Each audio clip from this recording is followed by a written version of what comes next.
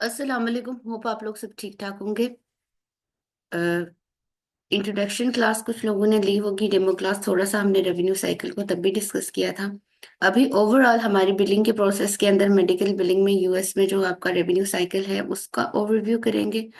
देखेंगे कि revenue cycle management क्या होती है और उसमें एक जो है ऑपरेशनल टीम या बिलिंग टीम की रिस्पॉन्सिबिलिटीज क्या होती हैं।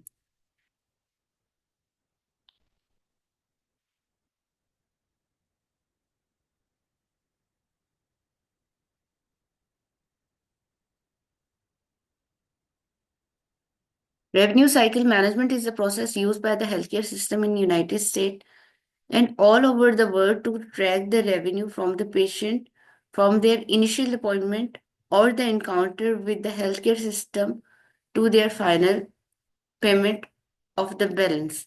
Basically, पेशेंट की पूरा रेवेन्यू साइकिल का मतलब ही यही होता है कि पेशेंट की जो सर्विसेज हैं उन सर्विसेज के अगेंस्ट जो है इंश्योरेंस की जो पेमेंट या फाइनल जो रीइंबर्समेंट मिल होती है उस तक पहुंचने तक जितने भी प्रोसेसेस होते हैं वो सारे के सारे रेवेन्यू साइकिल के अंदर मौजूद होते हैं।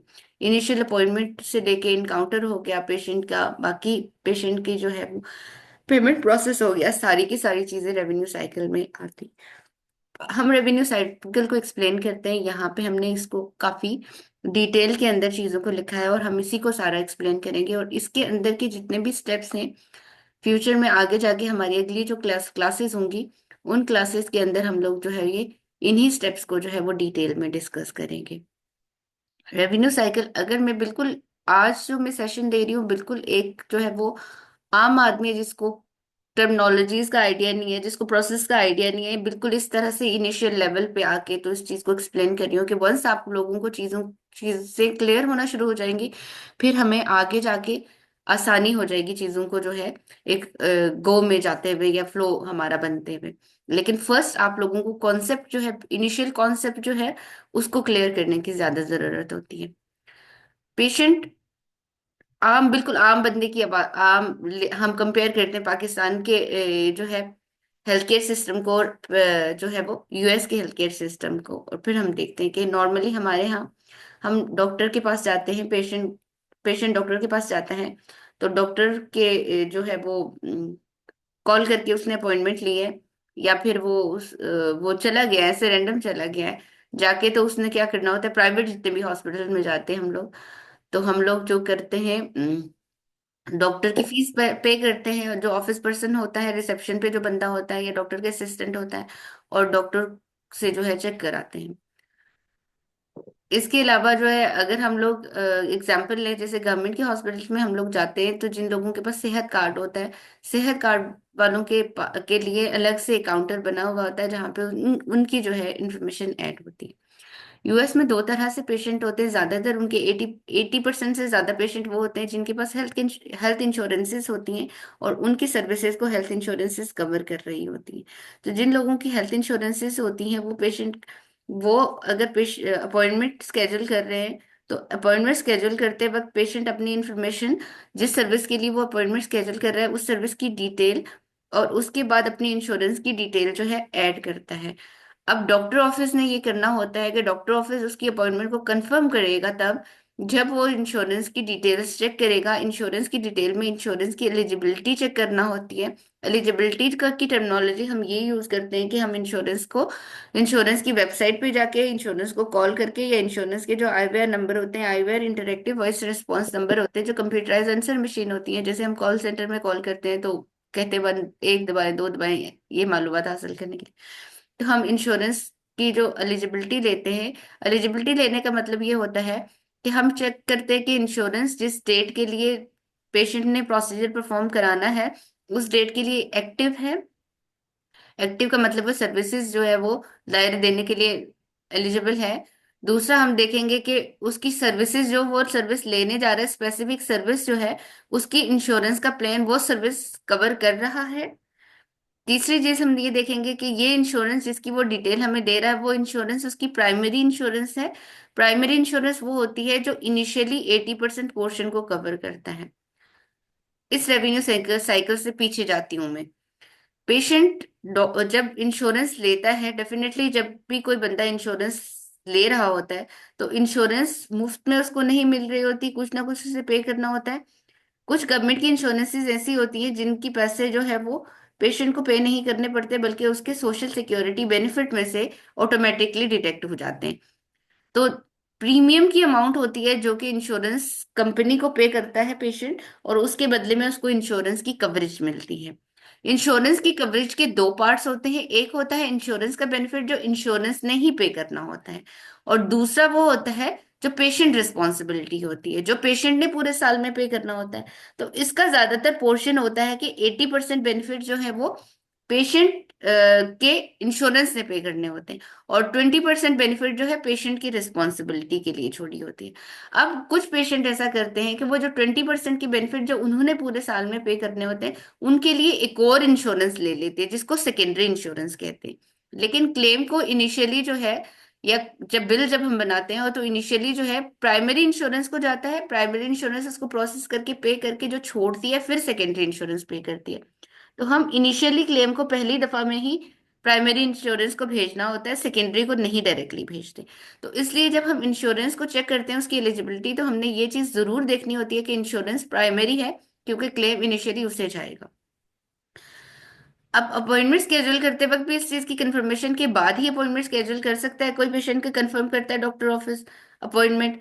और अगर उसकी इंश्योरेंस कवर नहीं करती, तो डॉक्टर ऑफिस उधर ही पेशेंट को बता देता है कि तुम्हारी इंश्योरेंस ये चीजें कवर नहीं कर रही, तुम एज अ सेल्फ पे पेशेंट या पर्सनल पे पेशेंट जो है वो प्राइवेट पे करके तुम ये सर्विसेज हमसे ले सकते हो। प्राइवेट पे पेशेंट वैसे ही होते हैं जैसे हम प्राइवेट पे पेशेंट होते हैं, पैसे दे के सर्विसेज ले रहे होते हैं, तो ये चीज वहां पे क्लियर हो जाती है।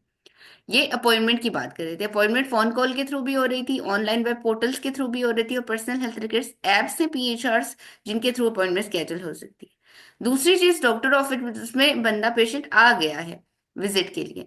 अब उसने उस वक्त भी फ्रंट डेस्क पे या रिसेप्शन पे जो बंदा मौजूद है, उसने उसकी इंश्योरेंस को चेक करना है सबसे पहले, और उसी तरह से इंश्योरेंस को चेक करके उसको बताना है उसकी इंश्योरेंस सर्विसेज कवर कर रही है, तो डॉक्टर उसको जो है वो सर्विसेज देगा, इंश्योरेंस कवर करेगी वो सर्विसेज। और अगर उसकी इंश्योरेंस वो सर्विसेज कवर नहीं कर रही, तो फिर पेशेंट प्राइवेटली पे करेगा, और फिर उसके बाद जो है वो सर्विसेज के लिए प्राइवेटली पे होगा, पेशेंट खुद पे करेगा और डॉक्टर उसे सर्विसेज देगा।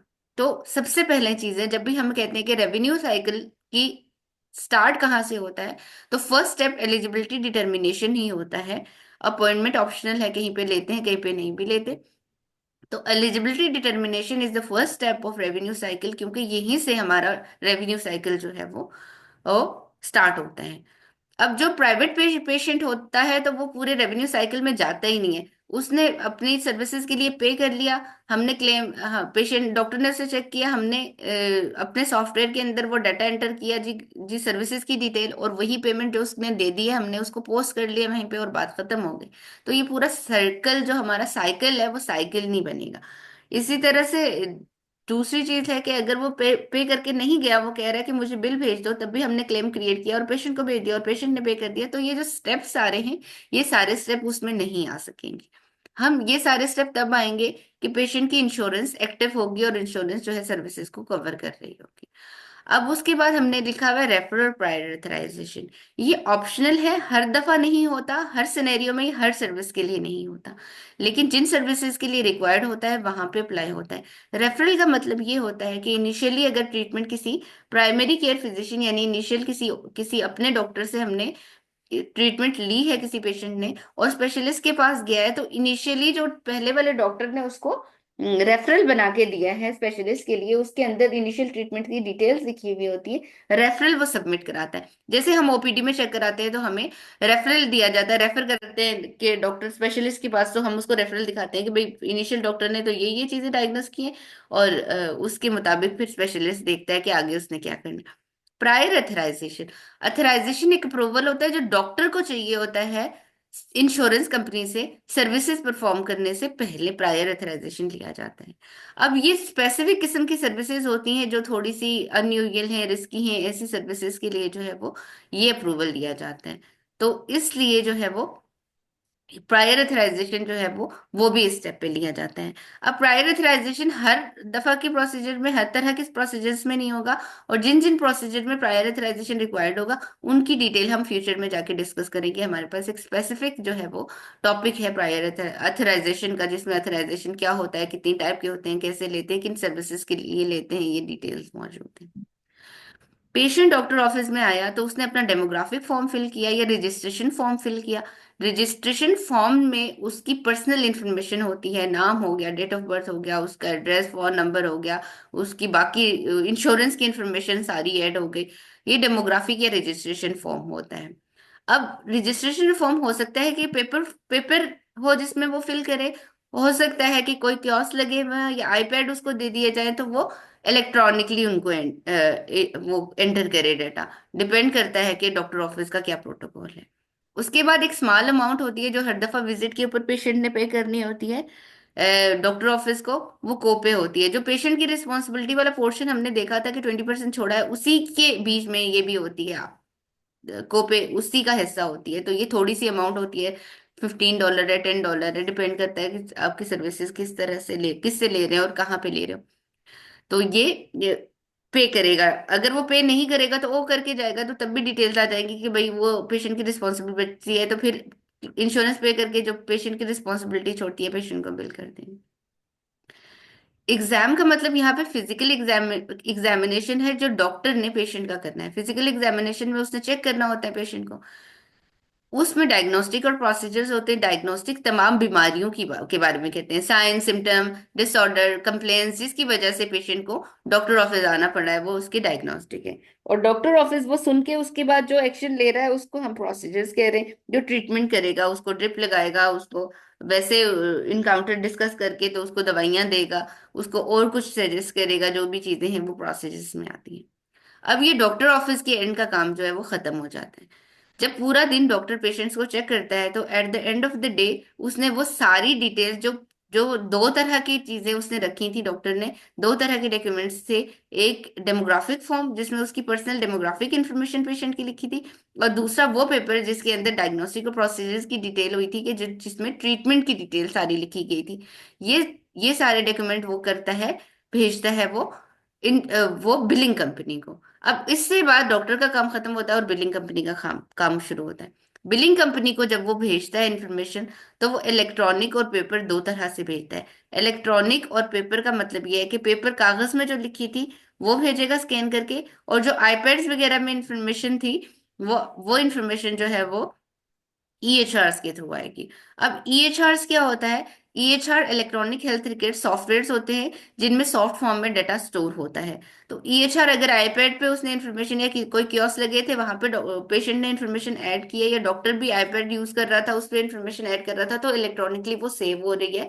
हमारे पास यूजर नेम पासवर्ड है उस ईएचआर का, तो वो ईएचआर हमने लॉग इन किया और हमने वहां से डाटा जो है वो एक्सेस कर लिया। इसके अलावा उसके ईएचआर से हमारा इंटरफेस भी बन सकता है सॉफ्टवेयर का, बिलिंग सॉफ्टवेयर को प्रैक्टिस मैनेजमेंट सॉफ्टवेयर कहते हैं। तो प्रैक्टिस मैनेजमेंट में डाटा इंपोर्ट हो सकता है। पेपर फॉर्म में जो इन्फॉर्मेशन वो लिख रहा था, वो अब पेपर यूएस से पाकिस्तान ऐसे नहीं आएंगे, वो स्कैन के थ्रू आएंगे। स्कैन होगा और अटैच होंगे। प्रैक्टिस वो होंगे एफटीपी सॉफ्टवेयर होते हैं, ये भी टाइप ऑफ सॉफ्टवेयर है, जैसे ई ब्रिज है या इस तरह की एग्जांपल्स देते हैं। इन सॉफ्टवेयर में अटैच होके ये सारे जो है वो डाटा जो है वो बिलिंग कंपनी तक आएगा। अब ये सारे सॉफ्टवेयर ईएचआर या एफटीपीज या ये सारे सॉफ्टवेयर जो है practice management software use billing के अंदर इसलिए होते हैं कि ये सेफ सिक्योर मीडियम्स होते हैं। इनको एक्सेस करना या इनको हैक करने के चांसेस जो है कम होते हैं। कल हिप्पा को डिस्कस करूंगी तो फिर आपको समझ आएगा कि इनको एक्सेस करना क्यों जो है वो मुश्किल ही होना चाहिए। अनअथराइज पर्सन के लिए सेफ्टी होनी चाहिए कि भाई कोई इस पे एक्सेस ना कर सके। अब पेपर फॉर्म में सुपर बिल, जिसमें हमने कहा कि बिल था या डेमोग्राफिक था, वो सारी चीजें हैं। बिलिंग कंपनी में जब ये इन्फॉर्मेशन बिलिंग कंपनी को रिसीव होती है, तो बिलिंग कंपनी पहले अपने practice management software billing software के अंदर जो है डेमोग्राफिक इन्फॉर्मेशन ऐड करती हैं। फिर जो सर्विसेज है उनकी डिटेल ऐड करके एक क्लेम बनाती हैं, एक बिल बनाती हैं। इसको चार्ज कैप्चर करना कहते हैं, क्लेम एंट्री कहते हैं, बिल बिल क्रिएट करना कहते हैं। जब वो बिल क्रिएट होता है तो वो इंश्योरेंस को सबमिट करवाया जाता है। इंश्योरेंस को सबमिट कराने के भी दो तरीके होते हैं, इलेक्ट्रॉनिक और पेपर। ठीक है। इलेक्ट्रॉनिक सबमिशन होती है ईडीआई के थ्रू। ईडीआई होता है इलेक्ट्रॉनिक डाटा इंटरचेंज। इलेक्ट्रॉनिकली कोई भी चीज ट्रेवल करेगी तो डेफिनेटली एक एक चैनल बनेगा उसका, तो वो ईडीआई होता है। यानी हमारे सॉफ्टवेयर से इंश्योरेंस के सॉफ्टवेयर तक पहुंचने के लिए जो इलेक्ट्रॉनिक जो है एक ब्रिज बना हुआ है, तो उसको हम ईडीआई कह रहे हैं। अब इलेक्ट्रॉनिकली क्लेम जब सबमिट होते हैं तो दो तरह से होते हैं। डायरेक्ट सबमिशन होती है कि हमारे सॉफ्टवेयर से डायरेक्ट इंश्योरेंस के सॉफ्टवेयर में गया है, और इनडायरेक्ट सबमिशन होती है हमारे सॉफ्टवेयर से क्लियरिंग हाउस, एक थर्ड पार्टी इंटरमीडिएट बॉडी है जो फिल्टर आउट करती है क्लेम। तो पहले हम सबमिट कराएंगे क्लेम, तो आएगा क्लियरिंग हाउस के पास। क्लियरिंग हाउस उसको अप्रूव करेगा, तो आगे इंश्योरेंस तक भेजेगा। अगर वो सही नहीं होंगे तो वहीं से वापस भेज देगा कि करेक्ट करके भेजें। और जो पेपर फॉर्म में हमने सॉफ्टवेयर में जो क्लेम क्रिएट किया था, यही बैक एंड पे डिफरेंट फॉर्म्स के अंदर सेव हो रहा है। वही फॉर्म निकाल के हम इंश्योरेंस को या तो फैक्स करा देंगे या यूएस टीम से पोस्टल एड्रेसेस पे भिजवा देंगे। यूं पेपर सबमिशन हो जाती है। जैसे मैंने आपको बताया कि इनिशियली क्लेम जाएगा क्लियरिंग हाउस को। अगर क्लेम के अंदर कोई एरर है, मिस्टेक है एंट्री लेवल का या कोई भी, तो इंश्योरेंस क्या करेगी, उसको रिटर्न कर देगी अनप्रोसेस क्लेम को। तो उसको रिजेक्शन कहते हैं। एक्सेप्टेंस का अपोजिट वर्ड होता है रिजेक्शन। तो जब क्लेम एक्सेप्ट नहीं हुआ तो वो रिजेक्ट होगा। तो क्लियरिंग हाउस के पास जाके तो रिजेक्ट होगा, तो उसको फर्स्ट लेवल रिजेक्शन या क्लियरिंग हाउस रिजेक्शन कहेंगे। और अगर क्लियरिंग हाउस ने समहाउ गुजार दिया और इंश्योरेंस ने उसको एक्सेप्ट नहीं किया, तो उसको इंश्योरेंस लेवल रिजेक्शन या पेयर लेवल रिजेक्शन कहेंगे। ये सेकंड लेवल रिजेक्शन होती हैं। और डायरेक्टली पेपर सबमिशन कराइए या डायरेक्ट सबमिशन में वापस अगर रिटर्न होता है क्लेम, तो उसको डायरेक्ट रिजेक्शन कहते हैं। ये रिजेक्शन की रीजन ये होती है कि इनिशियली 24 आवर्स के अंदर ही रिजेक्शन आ जाती है। तो हमारा जो है डिलेज नहीं होते, पेमेंट को फौरन हमने सही करके भेज दिया तो इंश्योरेंस जो है क्लेम को पे कर लेगी। तो इतना ज्यादा डिले नहीं होगा। अगर क्लेम सही था तो इंश्योरेंस क्लेम को एक्सेप्ट भी करेगी, प्रोसेस भी करेगी, पे भी करेगी। जब पे करेगी तो पेमेंट हमारी दो तरह से आती है, इलेक्ट्रॉनिक और पेपर। इलेक्ट्रॉनिक पेमेंट जब डॉक्टर की आती है तो ईआरएस के थ्रू आती है। ईआरए होता है electronic remittance advice, remittance payment को कह रहे हैं। तो अब वो इलेक्ट्रॉनिकली जब डॉक्टर के अकाउंट में पैसे ट्रांसफर होते हैं, जैसे बैंक बैंक से ट्रांसफर करते हैं, तो इलेक्ट्रॉनिकली इंश्योरेंस ट्रांसफर करती है जैसे हमारी सैलरी जानी होती है। और ऐसे ही जो है वो सॉफ्टवेयर, हमारा प्रैक्टिस मैनेजमेंट सॉफ्टवेयर जहाँ पे हम बिलिंग कर रहे हैं, उसके अंदर भी सारा का सारा डाटा जो है वो आ जाता है। जितने भी पेशेंट हो, even hundred of patient, thousand of patient है, उनका डाटा है वन क्लिक पे जो है डाटा जो है सिंक हो जाएगा। जिस जिस पेशेंट की जिस जिस डेट का जो जो डाटा है वो उसके अंदर ऑटोमेटिकली सिंक हो जाएगा। दूसरी चीज ये है कि ज्यादातर जहाँ पे हम पेपर क्लेम सबमिट कराते हैं, जिनका ईडीआई नहीं होता, ईडीआई सेटअप नहीं बन सकता, जिन इंश्योरेंसेस का हमने क्लेम भी पेपर सबमिट कराए थे, तो वो जब पेमेंट करते हैं तो वो भी पेपर फॉर्म में करते हैं। एक क्रॉस चेक इशू करते हैं डॉक्टर के नाम पे। डॉक्टर क्या करता है, इस क्रॉस चेक को अपने अकाउंट अकाउंट भी बैंक में जाके अपने अकाउंट में जमा कराता है। तो बैंक जो है उसके अकाउंट में 20 होता है 48 2 बिजनेस डेज के अंदर जो है वो कैश हो जाता है। जब वो कैश हो जाता है तो उसके साथ जो पेमेंट की डिटेल आई होती है उसको एक्सप्लेनेशन ऑफ बेनिफिट यानी ईओबीज कहते हैं। तो एक्सप्लेनेशन ऑफ बेनिफिट के साथ डॉक्टर वो स्कैन करके एफटीपीस के थ्रू बिलिंग टीम को भेजता है। और फिर बिलिंग टीम मैनुअली जो है चेक की डिटेल्स एंटर करती है, एक एक पेशेंट को खोलती है, उनके अंदर उनकी पेमेंट को पोस्ट करती है। तो टाइम टेकिंग प्रोसेस है। कभी कभी ये होता है कि इंश्योरेंस क्लेम को एक्सेप्ट करती है, प्रोसेस करती है, लेकिन रिफ्यूज कर देती है पे करने से। इसको डिनाइल्स कहते हैं। और इन डिनाइल्स के ऊपर करेक्टिव एक्शन लेके उन्हें पे कराने को डिनाइल मैनेजमेंट कहते हैं। अकाउंट रिसीवेबल फॉलोअप या एआर फॉलोअप का मतलब होता है कि क्लेम हमने इंश्योरेंस को सबमिट करा दिया लेकिन हमें कोई फीडबैक नहीं मिला, तो उनको ट्रैक करना और उनके अकॉर्डिंग देखना, इसको एआर फॉलोअप कहलाते हैं। रेवेन्यू साइकिल खत्म होता है पेशेंट बिलिंग के ऊपर। इनिशियली क्लेम इंश्योरेंस से प्रोसेस किया, पे किया, और अपना पोर्शन 80% पे करके 20% पेशेंट रिस्पॉन्सिबिलिटी छोड़ी। अब जैसे मैंने आपको पहले बताया है कि पेशेंट अपनी उस रिस्पॉन्सिबिलिटी के लिए भी समटाइम एक और इंश्योरेंस ले लेता है जिसको हम सेकेंडरी इंश्योरेंस करते हैं। अगर पेशेंट के पास सेकेंडरी इंश्योरेंस है और सेकेंडरी इंश्योरेंस एक्टिव है तो क्लेम हम सेकेंडरी इंश्योरेंस को सबमिट कराएंगे। अगर सेकेंडरी इंश्योरेंस नहीं है तो हम लोग क्लेम जो है वो पेशेंट को सबमिट कराएंगे, जो पेशेंट की रिस्पॉन्सिबिलिटी होती है। इस सारे रेवेन्यू साइकिल में एक बिलर क्या करता है, डेमोग्राफिक एंटर करता है। फिर उसके बाद डेमोग्राफिक पेशेंट की इंफॉर्मेशन बेसिकली प्रैक्टिस मैनेजमेंट के सॉफ्टवेयर में एंटर करता है। अगर उसकी पेपर फॉर्म में स्कैन होकर आई हुई है या ईएचआर में है तो ईएचआर से अगर इंटरफेस के थ्रू आती है तो फिर तो सॉफ्टवेयर के अंदर ही आ जाएगी। अगर इंटरफेस के थ्रू नहीं आती तो EHR से कॉपी पेस्ट करके तो एंटर करेगा। चार्ज कैप्चर यानी जो सर्विसेज है उनकी डिटेल जो है वो ऐड करेगा स्पेसिफिक फॉर्मेट के अंदर, तो वो चार्ज बन जाएगा।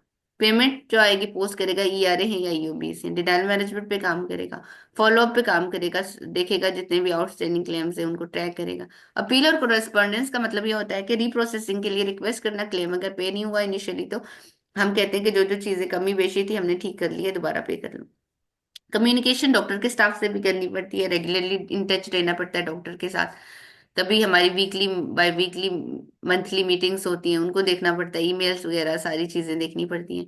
और अपने डिफरेंट जो है स्टाफ जो होता है कंपनी का अपना, उनके साथ भी कोऑर्डिनेट करना पड़ता है। जैसे कोडिंग टीम कोडिंग में हेल्प करेगी, उसी तरह से जो होता है IT टीम हो गई, क्रीडेंशलिंग टीम इनरोलमेंट में हेल्प करती है डॉक्टर को। तो ये सारी चीजें जो है, जो जहाँ जहाँ पे हमें ये supporting department basically billing department की सपोर्ट के लिए रखे हुए होते हैं कि बिलिंग वालों को जहाँ जहाँ जरूरत पड़ती है, बाकी डिपार्टमेंट से भी जो है वो गाइडलाइंस ले सकते हैं या हेल्प ले सकते हैं। तो ये सारा इनिशियल हमारा रेवेन्यू साइकिल मैनेजमेंट था। अब आप लोग अपने माइक्स को अनम्यूट करके जो है अगर आपके माइंड में कोई क्वेश्चन है रेवेन्यू साइकिल को लेके, आप लोग जो है अपने क्वेश्चन जो है हमसे पूछ सकते हैं।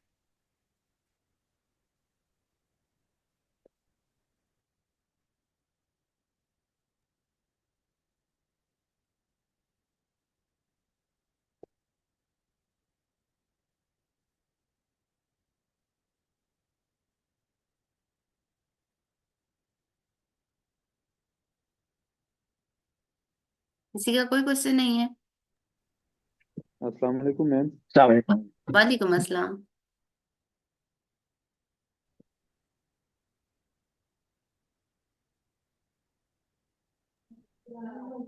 जी अस्सलाम वालेकुम। नहीं, फिलहाल इस वक्त ऐसा कुछ नहीं है, मतलब ऑब्वियसली आपने बहुत अच्छी तरह से समझाया, बहुत अच्छी चीजें समझ में आई।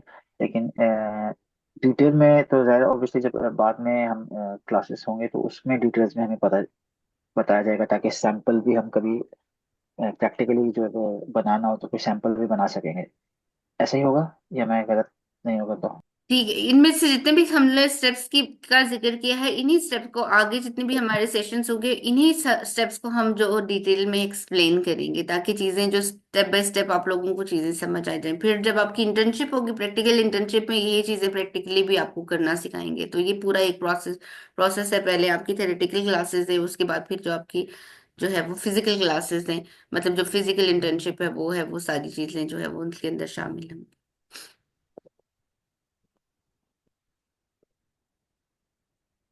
Okay ji, thank you so much.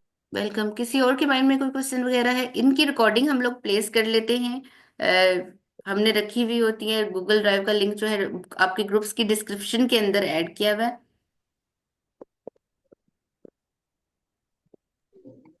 Yes, अस्सलाम वालेकुम मैम। मेरा एक क्वेश्चन है। जी जी। अच्छा, ये जो ऑनलाइन क्लासेस हो रही है, ये क्या बैकअप पे कोई इसकी रिकॉर्डिंग सेव भी हो रही है कि बंदा अगर कोई क्लास मिस हो जाए बंदे की किसी वजह से इंसिडेंट, तो बाद में वो क्लास वीडियो के फॉर्म में? जी जी, आपकी जितनी भी सेशंस होते हैं वो रिकॉर्डेड सेशंस जो हैं वो प्लेस होते हैं गूगल ड्राइव के अंदर। और उसका जो लिंक है वो आपके जो ग्रुप्स हैं उनकी डिस्क्रिप्शन के अंदर ऑलरेडी ऐड है। आप उसको एक्सेस कर सकते हो। डेट के अकॉर्डिंग जो है फोल्डर प्लेस होते हैं जिसमें आपकी PPT भी प्लेस होती है, और उसमें जो है रिकॉर्डेड सेशन भी होता है कि जिसका मिस भी हो गया, जो लेट हो गया, जैसे हमारे इंटरनेट के इश्यूज माशाल्लाह से बहुत हैं पाकिस्तान में। तो वो उस तरह की चीजें तो हमें फेस करनी है, और उन्हीं सारी सिचुएशन के अकॉर्डिंग ही चीजें टैकल करनी है। तो वो हम लोग प्लेस कर देते हैं कि जिसका जो भी मिस हो जाए, इवन अगर मैं भी कोई चीज मिस कर रही हूँ या बीच में से कहीं ब्रेक हो जाता है इंटरनेट, तो वो पूरी रिकॉर्डिंग प्लेस करके रिकॉर्ड करके उसको मैं रख लूंगी। लाइक अभी अगर फ्यूचर में कभी ऐसा कभी हुआ तो हम रिकॉर्डिंग्स रख लेते हैं हर दिन की, जो है वो बाकायदा डेट के साथ मेंशन होती है, ताकि जिसका जो मिस हो गया वो उसको सुन सकता है किसी भी टाइम पे।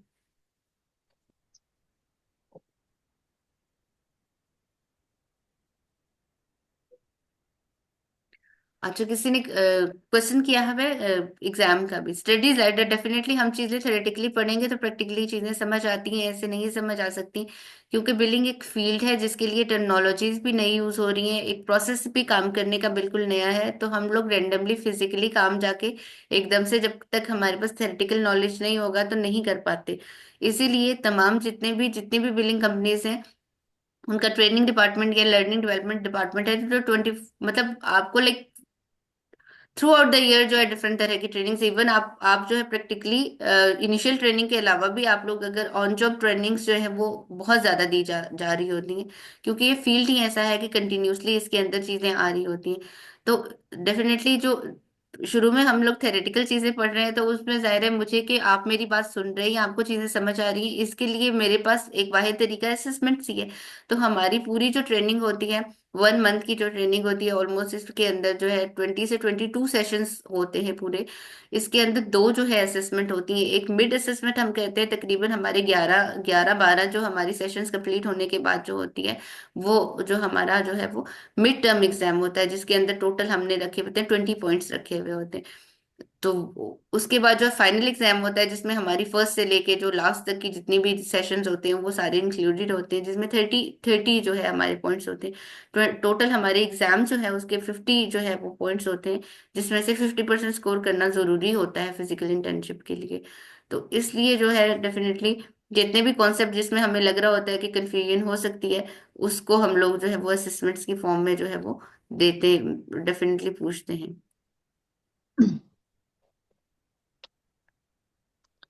अस्सलाम वालेकुम मैम। वालेकुम अस्सलाम। मैम, मुझे बिलिंग के बारे में कुछ भी नहीं पता। अभी मैंने बीच में ज्वाइन किया था तो कुछ खास समझ नहीं आया। क्या आप एक खुलासे के तौर पर उसको बयान कर सकते हैं? इस जो हमने हमारा जितना भी सेशन है वो रिकॉर्डेड प्लेस होगा, अभी थोड़ी देर तक ये जो है वो प्लेस हो जाएगा। जब आप शुरू से सुनेंगे तो आपको सारी चीजें ना बिल्कुल समझ आ जाएंगी। बल्कि यहाँ पे हमारी जो ग्रुप की डिस्क्रिप्शन है उसके अंदर जो है वो लिंक पड़ा हुआ है, उसमें डेमो क्लास भी पड़ी हुई है। डेमो क्लास जो हमने एक दी थी शायद सेकंड को या इस तरह से, वो भी पड़ी हुई है, उसकी डेट के साथ भी लिखी हुई है, शायद ओरिएंटेशन या डेमो के नाम से सेव हुई है। आप उसको भी सुनेंगे तो आपको बिल्कुल ही जीरो से ही, मतलब वो भी खैर डेमो ही था वो, आज भी मैंने मतलब जीरो से ही एक तरह की एक्सप्लेनेशन की है। तो रिकॉर्डेड सेशन का रखने का मकसद यही होता है कि कभी कोई लेट हो जाता है, किसी का इंटरनेट कनेक्ट नहीं हो पाता या इस तरह की चीजें हो जाती हैं, तो जूम की सेशन की जो होते हैं वो 40 मिनट्स होते हैं। एक उसका ना बिल्ट इन सेशन का टाइम ही होता है 40 मिनट्स। 40 मिनट्स के बाद वो ऑटोमेटिकली बंद ही हो जाता है जूम का सेशन। उसके बाद ये होता है कि अगर हमारी कोई क्लास कंटिन्यू रहती है तो हम रीज्वाइन करते हैं, अदरवाइज हम एक ही सेशन के अंदर उसको रख रहे होते हैं। तो अभी जो है ऑलमोस्ट जो है 3 मिनट्स लेफ्ट हैं, तो उसमें मैं उस चीज को नहीं दोबारा से एक्सप्लेन कर पाऊंगी। तो वो आप रिकॉर्डेड सेशन सुन लेंगे, वो आपके लिए हेल्पफुल होगा इंशाल्लाह। Thank you ma'am. वेलकम। अच्छा, किसी और का भी क्वेश्चन आया हुआ है सॉफ्टवेयर के लिहाज से? तो जो फिजिकल क्लास होती है वो फिजिकल होगी, उसमें आपकी ऑनलाइन क्लास नहीं होगी कि आपको सॉफ्टवेयर इंस्टॉल करने की जरूरत पड़ेगी। जो आपकी फिजिकल क्लास होगी उसमें आप लोगों को कंपनी अकोमोडेट करेगी, सॉफ्टवेयर उनके पास होते हैं। सॉफ्टवेयर आप लोग कोई भी अनऑथराइज पर्सन उस सॉफ्टवेयर को जो है वो यूज नहीं कर सकता। और चूंकि ये कोई डमी नहीं हो रहा होती एक्टिविटी, जो भी परफॉर्म हो रही होती है लाइव अकाउंट्स के ऊपर, डॉक्टर्स के अकाउंट्स के ऊपर काम हो रहा होता है, तो इसलिए जो होता है वो हम अनऑथराइज किसी पर्सन को वो जो इन चीजों को जो है वो एक्सेस नहीं दे सकते। जिन लोगों को जो ऑनलाइन क्लासेस ले रहे हैं उनको सॉफ्टवेयर की एक्सेस तो देना पॉसिबल नहीं है, लेकिन हम लोग उनको डिफरेंट तरह के सॉफ्टवेयर्स की रिकॉर्डिंग्स प्रोवाइड करते हैं, ताकि उनको आइडिया हो जाए कि उन सॉफ्टवेयर्स पे काम किस तरह से होता है। लेकिन अगर आप कह रहे हो कि एंट्री लेवल्स पे हम लोग आपको एंट्री करवाने में हेल्प आउट करें, तो जो फिजिकली जो लोग मौजूद नहीं होंगे उनके लिए थोड़ा सा डिफिकल्ट होगा कि उनको हम लोग इंट्रीज करा सकते। उसकी रीजंस जो है वो कल मैं जब आपको हिपा की क्लास लूंगी,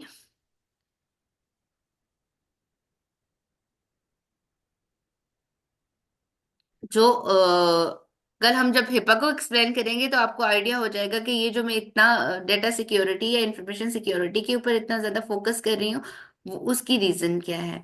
बाकी जो फिजिकल क्लासेस होंगी, इंटर्नशिप जो होगी, उसके लिए जितनी भी आपको लोगों को गाइडेंस चाहिए होगी, वो गाइडेंस आप लोगों को डायरेक्टली एचआर प्रोवाइड करेगा।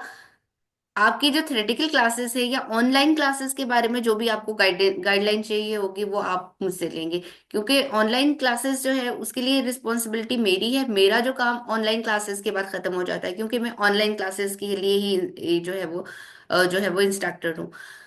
फिजिकल क्लासेस के लिए जाहिर है आप लोगों को मैनेज करने के लिए एक डिफरेंट ग्रुप है जो कि फिजिकल क्लासेस को मैनेज कर रहा होता है। तो डेफिनेटली उसके बारे में बेटर असेसमेंट जो वो असिस्टेंस आपको जो है वो एचआर से मिल सकती है। तो इनशाला वो आपको जो है बेहतर गाइड कर लेंगी। तो इसको फिर मैं अब रैप अप करती हूँ, वाइंड अप करती हूँ, क्योंकि इसका टाइम ऑटोमेटिकली खत्म ही होने वाला है। अच्छा, जी थैंक यू एग्जाम्स सो के मच, बारे थैंक यू में, सो या मच। सारी चीजों के बारे में, कितनी क्लासेस के बाद होगा, कितने सेशंस होंगे, उन सेशंस में हम क्या पढ़ेंगे, ये आपके साथ जो है वो आउटलाइन आपके साथ शेयर हो जाएगी इंशाल्लाह। 1-2 दिन के अंदर तो आपको सारी की सारी डिटेल्स उस आउटलाइन के अंदर रिटर्न फॉर्म में मिल जाएंगी। हम क्या क्या पढ़ रहे हैं, क्या क्या टॉपिक पढ़ेंगे, कब कब क्या पढ़ेंगे, असेसमेंट किस तरह की होंगी, कितने दिनों के बाद होंगी, ये सारी की सारी डिटेल आपको आउटलाइन प्रोवाइड कर देंगे आपको, तो आप लोगों को जो है वो हेल्पफुल होगी। ठीक है, मैं इसको रैप अप करती हूँ, वाइंड अप करती हूँ, क्योंकि इसका टाइम खत्म हो गया, ताकि मैं थैंक यू सो मच। इसको थैंक यू जो, सो मच। वेलकम, इसको मैं प्लेस भी कर लूँ टाइमली। Thank you.